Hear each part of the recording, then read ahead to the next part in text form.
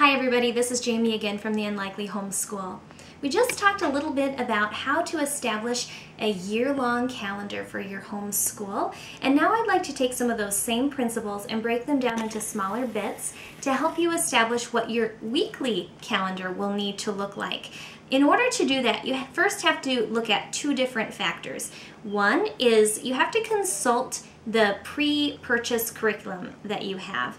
If you bought a box set of curriculum, or maybe you bought one subject from one vendor and another subject from another vendor like I do, each one of those prefabbed curriculums will have a general guideline included telling you how many days a week is suggested for that particular subject. Most English and math curriculums will suggest that you complete them 5 days a week, whereas history and science you might be able to get by with just 2 or 3 days a week. And your electives, you probably can limit those to 1 day a week. So you have to first consult your actual curriculum guides to find out how many days a week you need to complete those subjects. The second step is to just look at your own personal family calendar.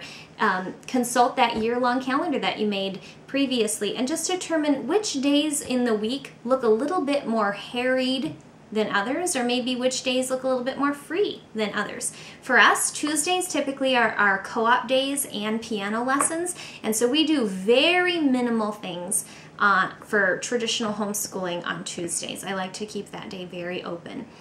We still do school on Tuesdays, it just looks a whole lot different. And also on Wednesday for us we have church, and so I try to keep the evening time a little bit more free, or I should say the afternoon a little bit more free, and so I don't like to fill a whole lot of things in on Wednesdays. On Fridays, my husband sometimes gets off work early and we'd like to be available for him, so I try not to pack our Fridays very busy.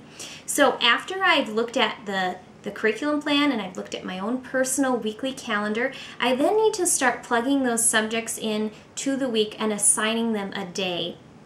I kind of make a general list of all the subjects I want to get in the year and who's going to be doing them, and then I just make like a tentative chart for myself, and I've made one for you. This is just a sample of what a chart could look like. It's not necessarily the chart I'll be using for this school year, but I've put all of the group subjects in a dark color, like brown or black, so that I can see that everybody will be doing that.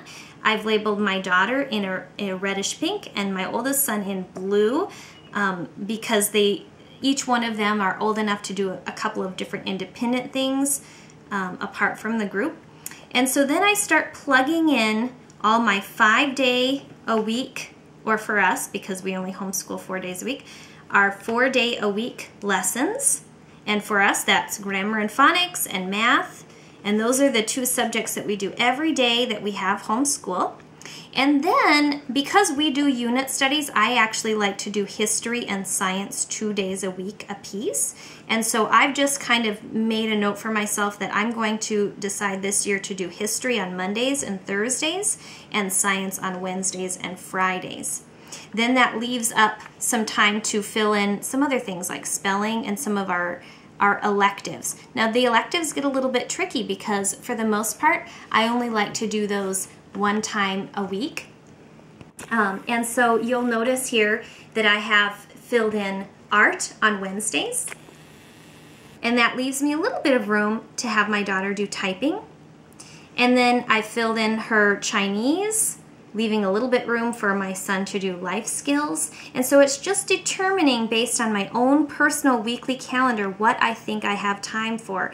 I wouldn't want to put art on Friday when I know my husband is going to be getting off work early, so I like to keep that a little bit freer. And so that's the very second step in establishing your homeschool year calendar, is just breaking it down week by week and deciding what you want to do for your week-long schedule. Once you have that in place, then you're ready to start plugging in actual lesson plans for each week of the year, and we'll get to that tomorrow. I hope you'll join me. Happy homeschooling.